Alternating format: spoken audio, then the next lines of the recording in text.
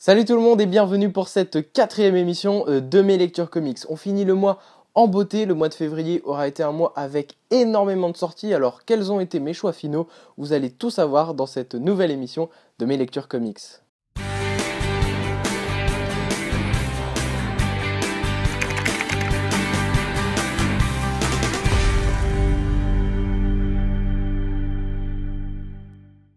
On commence bien sûr avec Civil War 2, tome 2 de Brian Michael Bendis et David Marquez. Vous m'avez demandé un avis mois par mois, je respecte votre choix, par contre je tiens à vous préciser que je vais spoiler sévère le tome 1. Alors si vous n'avez toujours pas lu le tome 1 ou si tout simplement vous attendez une version reliée, n'hésitez pas à passer à la prochaine review. La guerre fait rage entre le camp de Captain Marvel et celui d'Iron Man. War Machine est mort des mains de Thanos et Miss Hulk est entre la vie et la mort. Tony Stark prend alors une grande décision, capturer Ulysse, le nouvel inhumain, dans le but de le raisonner et surtout d'en savoir un peu plus sur l'origine de ses pouvoirs. Bien sûr, ce n'est pas du goût du camp de Captain Marvel et des Inhumains qui vont rendre des comptes à Tony. C'est à ce moment qu'Ulysse va avoir une nouvelle vision, prévoyant le retour destructeur d'un personnage de l'univers de Marvel que l'on n'avait pas vu depuis Secret Wars. Ce nouvel élément déclencheur risquerait de mettre au plus bas l'un des personnages présents dans ce conflit, mais prévoit aussi la mort d'un des personnages principaux de l'univers de Marvel. Une mort déconvenue qui vient malheureusement un peu de nulle part. Eh bah oui, j'avais raison, je m'attendais à ce que Bendis ajoute une grosse conséquence épisode par épisode pour nous tenir en haleine, et voilà, j'avais raison. Alors certes, au moins, on ne pourra pas dire que cet événement manque de conséquences. Age of Ultron. Mais ces conséquences viennent de nulle part finalement. La seule question que je me pose encore, c'est de savoir si les visions d'Ulysse n'influencent-elles pas les réels événements. Car oui, à chaque fois on ne laisse pas l'événement se produire. Et ça c'est encore une question qui m'intéresse. Au final, comme je m'y attendais, ce Civil War 2 est pour moi une semi-déception. Je m'y attendais déjà un petit peu grâce ou à cause des avis sur internet. Je soulignerai quand même le très bon travail de David Marquez côté dessin qui propose des pages absolument magnifiques, même si je trouve que sur la scène de mort du personnage, on ne ressent pas trop l'attention et l'émotion autour de cette scène. Je continuerai quand même à lire cet événement Civil War 2 car je trouve ça encore assez divertissant, toutefois je suis un peu déçu. Et on passe au premier hors-série tie-in à Civil War 2 avec le Civil War Extra tome 1. La question que tout le monde se pose, c'est de savoir si ce tie-in est indispensable ou non à Civil War 2. Et à quoi s'attendre aussi, bien sûr.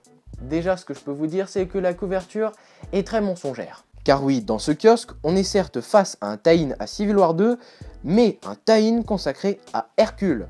Personnage qui n'est pas du tout, mais alors pas du tout majeur dans cet événement de Civil War 2. Et justement, pendant que Tony Stark et Carol Danvers se crêpent le chignon, eh bien Hercule n'en a rien à carrer d'Ulysse. Il se morfondre dans un bar et réfléchit à son avenir super-héroïque. Un peu comme moi quand je réfléchis à mon avenir sur YouTube. #relunch. Mais cela ne va pas durer bien longtemps, car une ancienne équipe ennemie d'Hercule revient pour l'affronter. Ne pouvant pas faire face seul à cette équipe, il décide de réunir d'autres demi-dieux pour les vaincre. S'ensuit un combat des plus épiques, qui ne se termine pas comme on l'aurait pensé. Le tout est proposé par Dan Abnett et Emilio Lesso, qui finalement proposent une histoire bien sympathique sur le personnage d'Hercule. Mais au final, c'est pas du tout indispensable à Civil War 2. Il y a juste une scène en commun avec Civil War 2. Et c'est tout. Du coup, je conseille cette histoire aux complétistes ou aux personnes qui aimeraient retrouver le personnage d'Hercule. Ah oui, il y a aussi une histoire de quelques pages sur l'équipe Damage Control. Et c'est plutôt naze. Depuis quand une pelleteuse peut devenir un inhumain? Et on passe du côté de la librairie et on va parler de Black Panther tome 1. Attendez, je ne comprends pas pourquoi Marvel publie une série La Panthère Noire. Ah bah oui, bien évidemment. Avec la sortie du film Black Panther en 2018, on ne pouvait que s'attendre à une nouvelle série sur le personnage. Et c'est Ta-Nehisi Coates et Brian Stelfreeze qui se chargent du retour de T'Challa. Car oui, après avoir vécu de nombreuses aventures avec les Illuminati, puis les Ultimates, il décide de revenir sur le trône pour diriger le Wakanda. Et cela ne va pas être de tout repos. Il va devoir faire face à une nouvelle crise économique et à de nombreuses attaques de différents ennemis sur le royaume. Menant la révolution de son royaume, T'Challa sera épaulé par différents membres du royaume, comme sa grand-mère par exemple, que l'on apprend à connaître au fur et à mesure de la lecture. Faisant de nombreuses références au passé du royaume et aux anciennes aventures du personnage, Ta-Nehisi Coates débute une bonne histoire, mêlant différentes intrigues, un peu à la manière de Game of Thrones, et montrant un T'Challa désemparé qui n'a plus trop l'habitude de gouverner un royaume après ses multiples absences. Toutefois, ce côté positif pour les lecteurs de longue date est du coup un côté négatif pour les nouveaux lecteurs. En effet, les nouveaux lecteurs auront peut-être du mal à rentrer dans la lecture. Car ce qui est le plus mis en avant par le scénariste, c'est surtout le Wakanda, et non Black Panther. Pour ceux qui ne connaissent pas ce pays fictif de l'univers de Marvel, vous allez en savoir un petit peu plus sur sa géographie, sur ses croyances, etc. Et l'ambiance du royaume justement est très bien retranscrite par les dessins de Brian Stelfreeze, dessinateur peu présent mais qui à chaque fois me bluffe par son efficacité. En conclusion, ce tome reste un bon gros tome introductif à la série qui semble vraiment prometteuse. Toutefois, le rapport qualité-prix me gêne un tout petit peu. 13 € pour 4 épisodes seulement, c'est quand même un peu vache. Je vous conseille toutefois, si vous êtes débutant sur le personnage, de lire plutôt ce tome-ci. Moi, je l'ai dans la collection Marvel Hachette, mais il existe aussi dans la collection 100% Marvel, souvent en occasion. Ce tome vous dévoilera les origines du Wakanda, mais aussi les origines de Black Panther. Enfin, j'attends quand même la série Black Panther World of Wakanda, la deuxième série sur le personnage de Black Panther, car celle-ci semble se centrer sur le Wakanda. Et j'aimerais bien voir justement la différence avec cette série, parce que celle-ci se centre déjà pas mal sur le Wakanda. On termine la partie Marvel avec mes débuts sur un nouveau personnage. Et oui, je découvre des personnages tous les jours. Et aujourd'hui, place à Moon Knight dans le premier tome All New, All Different Marvel Now du personnage. Il aura quand même fallu que je ne trouve pas Batman et les Tortues Ninja, mais aussi Black Widow tome 1, pour que je me lance à Moon Knight quand même. Souvent comparé à Batman mais jamais égalé, Moon Knight est un héros de l'ombre qui ne m'a finalement jamais donné envie plus que ça. Déjà parce que le budget ne me le permettait pas, et puis même c'est un héros que l'on ne voit pas souvent, un peu exclu de l'univers de Marvel. Et bien finalement, j'avais tort. Ce héros est juste trop cool et cette série est juste une putain de bonne idée. Désolé pour les gros mots. Ce nouveau départ est juste ouf, mené par une équipe créative juste géniale. Jeff Lemire, Greg Smallwood et Jordi Belair. Mark Spector se retrouve dans un asile psychiatrique dû à ses troubles de personnalité. Perdu, désemparé, ne sachant plus du tout qui il est, même où il va même jusqu'à se poser la question, est-il vraiment un super-héros ou est-ce juste un ennemi qui le mène en bateau? Jouant sur la réponse, en ne la donnant jamais, Lemire nous emmène dans un trip assez chelou, où l'on se pose énormément de questions, aidé par les dessins de Smallwood. Sa patte graphique unique, renforcée par la colorisation de Jordi Belair, est juste somptueuse et renforce le trip étrange que Lemire nous propose. Vous l'aurez donc compris, à mes yeux, cette série est juste dingue dans tous les sens du terme. Finalement, je regrette de ne pas m'y être mis avant. J'aurais vraiment dû lire les anciens runs. Surtout que ce tome n'est pas un super point d'entrée pour les nouveaux lecteurs. En tout cas, c'est une bonne découverte que je vous partage.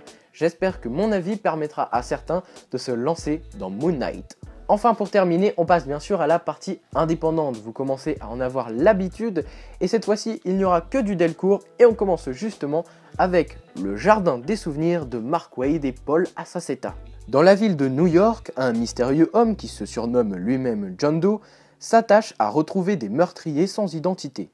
Sans trop savoir pourquoi, nous avançons petit à petit dans l'histoire et l'on découvre différentes clés pouvant nous donner quelques réponses. Mais c'est seulement à la fin que nous pouvons dépeindre l'ensemble de l'enquête. Grâce à son ambiance sombre et glauque, surtout due au dessin de Paul Acaceta, ce récit nous emmène dans un thriller d'exception, maîtrisé par Mark Waid. Mark Waid que l'on ne présente plus et qui, encore une fois, m'impressionne. Son pitch est super intéressant, il n'y a aucun temps mort, on ne s'ennuie pas du tout. D'ailleurs, je trouve que cette histoire pourrait faire un très bon thriller sur grand écran. Le Jardin des Souvenirs est donc pour moi une très bonne lecture, peut-être pas indispensable, mais elle remplit toutes les conditions d'un très bon thriller excitant qui ravira les fans du genre.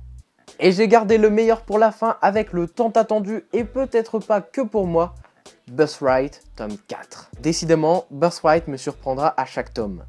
Cette série est un vrai ascenseur émotionnel.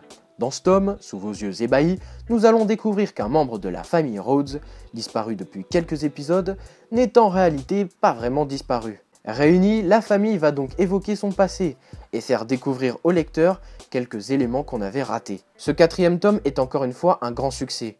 Joshua Williamson est loin d'avoir fini son intrigue et on le comprend surtout à la toute dernière page lorsqu'il nous propose un cliffhanger de malade comme à chaque fin de tome finalement. Bon, je vous l'accorde, je ne suis pas trop objectif sur cette série parce que Birthright fait partie de mes séries coup de cœur du moment.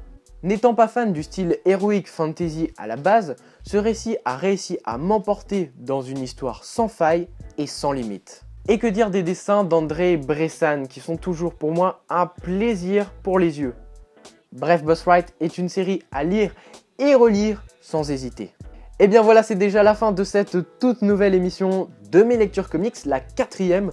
Alors je suis désolé, j'ai pas pu parler de toutes les lectures, il y a encore plein d'autres choses qui arriveront dans la prochaine émission de mes lectures comics, comme Batman et les Tortues Ninja que j'ai finalement trouvé, comme aussi Dark Knight, une histoire vraie, comme plein d'autres sorties, on en parlera bien sûr dans la prochaine émission de mes lectures comics. Je voulais pas que cette émission soit trop grosse. En tout cas, si vous avez lu les comics que j'ai présentés dans cette vidéo, n'hésitez pas à me donner vos avis dans les commentaires, ça m'intéresse surtout si vous avez des avis divergents. Si vous avez aussi des lectures à me faire partager, n'hésitez pas aussi dans les commentaires à me dire ce que vous êtes en train de lire tout simplement en ce moment. Je vous rappelle aussi que je vous partage toutes mes lectures sur les réseaux sociaux, Facebook, Twitter et plus particulièrement sur Instagram. C'est simple, à chaque fois que je suis en train de lire quelque chose, je prends une photo. En tout cas, j'espère que cette nouvelle émission de mes lectures comics vous aura plu. On se retrouve très prochainement pour de nouvelles vidéos. D'ici là, lisez des comics et parlez-en autour de vous. A bientôt!